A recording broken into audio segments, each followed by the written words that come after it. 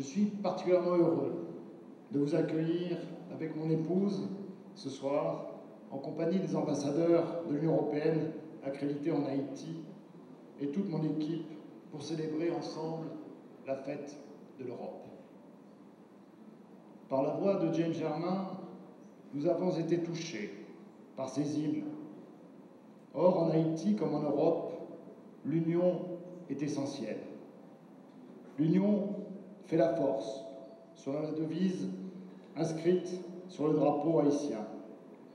Et l'union fait aussi la paix, aujourd'hui et depuis plus de 70 ans sur notre continent européen. Grâce à cette paix retrouvée, grâce à l'inspiration de nos pères fondateurs, Robert Schuman, De Gasperi, Paul-Henri Spaak et beaucoup d'autres, nous avons à 6, nous avons à 9, nous avons à 10, nous avons à 12, nous avons à 15 et nous avons à 25 et nous avons aujourd'hui à 28. Nous avons construit un espace de démocratie et de respect des droits de l'homme. Nous avons aussi fait tomber les murs qui séparaient les peuples de l'Europe de l'Est et de l'Europe de l'Ouest, réconciliant ainsi l'histoire et la géographie de notre continent.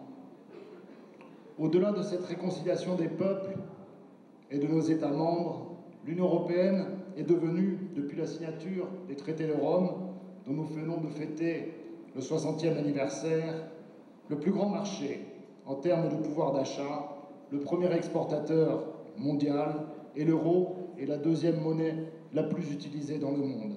Nous pouvons donc, en tant qu'Européens, tant sur le plan politique que sur le plan économique, être fiers de ce chemin parcouru et des résultats obtenus.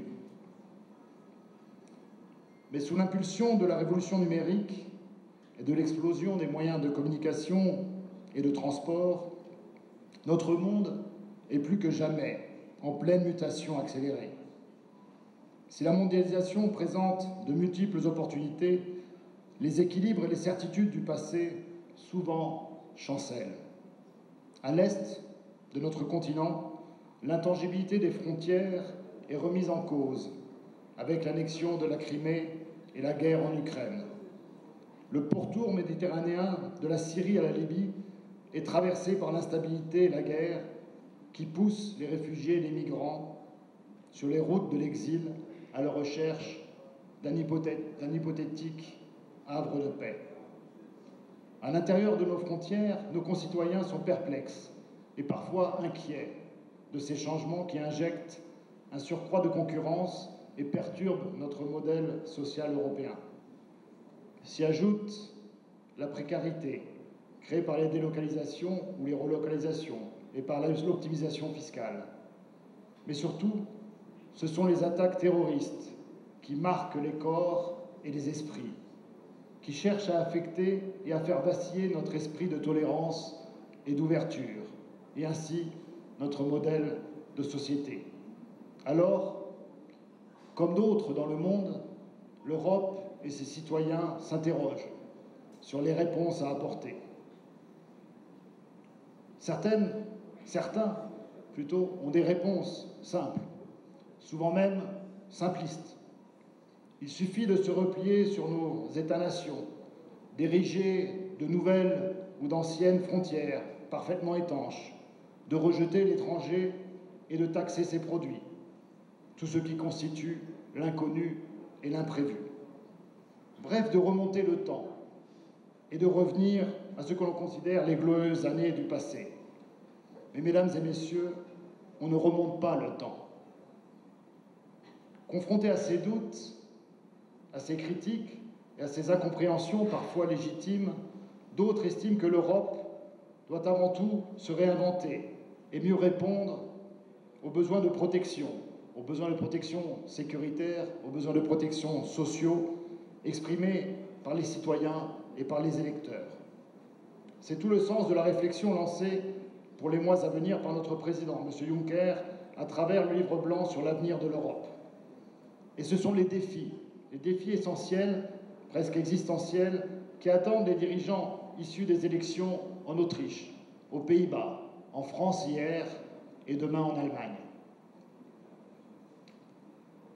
Mais bien que prise par ses réflexions internes, l'Union européenne ne saurait se détourner de ses responsabilités mondiales, à commencer par l'aide au développement. En tant que premier donateur d'aide dans le monde, nous sommes ici, Monsieur le Premier ministre, plus que jamais, fermement engagés et pour les années à venir, aux côtés de l'État haïtien et de la population haïtienne.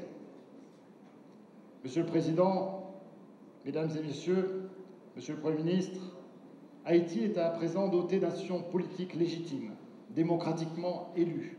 L'Union européenne est heureuse d'avoir pu encourager et soutenir un processus électoral souverain, géré et financé pour l'essentiel par les Haïtiens eux-mêmes. Il faut assurément consolider cet acquis, à commencer par la transformation du Conseil électoral provisoire en une instance permanente. Et je salue ici la présence du président du CEP parmi nous. Les défis auxquels vous êtes appelés à vous atteler et qui vont de la consolidation de l'état de droit à la relance de la production nationale, au renforcement des infrastructures jusqu'à la révision de la politique énergétique et à la lutte contre le changement climatique, pour n'en citer que quelques-uns, requièrent opiniâtreté, vision stratégique, fixation des priorités, gestion des attentes et des expectatives et mobilisation de tous les acteurs et forces vives de la nation haïtienne. En ces temps de réforme et d'action, vous devez pouvoir compter sur vos amis. Et je peux vous réaffirmer en ce jour notre présence à vos côtés pour vous accompagner dans les réformes ambitieuses et courageuses que vous allez engager. Permettez-moi ici de remercier mes collègues allemands, français, espagnols et britanniques présents ce jour, qui sont solidaires de ces efforts et qui représentent non seulement les principaux contributeurs au budget européen et donc à notre budget d'aide pour Haïti, mais auxquels vient s'ajouter aussi leur propre aide bilatérale. Je ne vais pas maintenant ce soir énumérer l'ensemble des volets de l'appui de l'Union européenne qu'elle apporte à Haïti à travers le Fonds européen de développement, à travers également notre aide humanitaire, ECHO, très active, comme vous le savez, dans le contexte de l'ouragan Matthew, et nos autres instruments. Simplement, je veux saisir l'opportunité offerte ce soir pour vous annoncer, après la visite du commissaire Mimica, après la visite de la députée européenne Mme Menciano, la venue dans 2 semaines du vice-président de la Banque européenne d'investissement, dont la présence marquera assurément l'ouverture d'un chapitre additionnel dans la coopération économique et financière entre Haïti et l'Union européenne. La coopération entre l'Union européenne et Haïti existe depuis 1989. Cela fait 28 ans que la République d'Haïti participe à l'expérience enrichissante de ce partenariat entre l'Union européenne et les pays d'Afrique, des Caraïbes et du Pacifique, ACP. Monsieur l'ambassadeur, le peuple haïtien apprécie cette coopération à sa juste valeur qui fait de l'Union européenne un partenaire majeur pour Haïti. À travers vous et votre équipe, il exprime sa reconnaissance à l'Union européenne pour les efforts consentis et l'accompagnement fourni dans la mise en œuvre de programmes et de projets importants pour le pays. Je souhaite souligner ici l'esprit de notre coopération, basée sur une confiance réciproque, comme en témoigne la visite récente, le 20 avril dernier en Haïti, de M. Neven Mimica, commissaire européen chargé de la coopération internationale et du développement. Permettez-moi quelques mots pour décrire le partenariat engagé dans le cadre du 10e Fonds de développement européen, mais aussi des perspectives du 11e FED. Pour ce qui concerne le 10e FED, le montant total des engagements financiers se chiffre à plus de 530 millions d'euros. Le programme s'achève et et à concentrer son appui principalement dans les secteurs des infrastructures, dans le nord et le nord-est du pays, et sur la gouvernance à travers le renforcement des institutions de l'État et de la décentralisation. Les autres secteurs d'intervention de l'Union européenne en Haïti se sont concentrés sur l'aide humanitaire et la protection civile, le développement rural, la sécurité alimentaire et le commerce. Le développement économique, l'éducation, les secteurs sociaux, l'appui à la société civile et enfin la promotion des droits de l'homme et de la démocratie. À titre d'exemple, le programme d'aide budgétaire à la consolidation de l'État relatif à la réforme des finances publiques, de l'administration publique et de l'éducation s'est élevé à 88 millions d'euros et 12 millions d'assistances techniques. En ce qui concerne la préparation du 11e FED, le programme indicatif national signé le 18 juillet 2014 comprend une enveloppe budgétaire de 420 millions d'euros. Il est réparti en 4 grands axes: la réforme de l'État et la modernisation de l'administration publique, l'éducation, le développement urbain et les infrastructures et la sécurité alimentaire. Plus de 60 millions de cette enveloppe ont été déjà engagés dans le domaine de la sécurité alimentaire. On notera dans ce cadre la préparation de nouveaux programmes d'aide budgétaire pour la consolidation de l'État de 120 millions d'euros. Une convention financière devrait être signée avant l'été.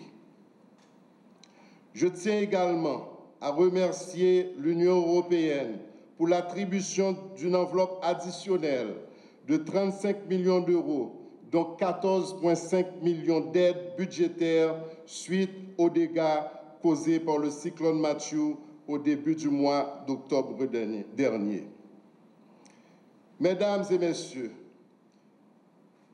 je tiens à remercier l'ambassadeur de l'Union européenne, Vincent Deguerre, de m'avoir invité à cette cérémonie.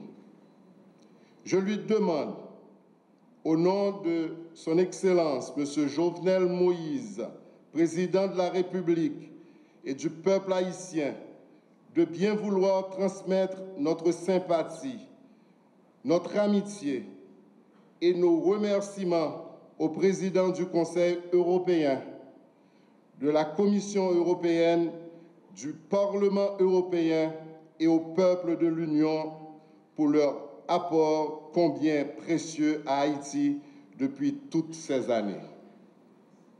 Au nom de la République d'Haïti et du peuple haïtien tout entier, je vous souhaite une bonne fête à l'Europe.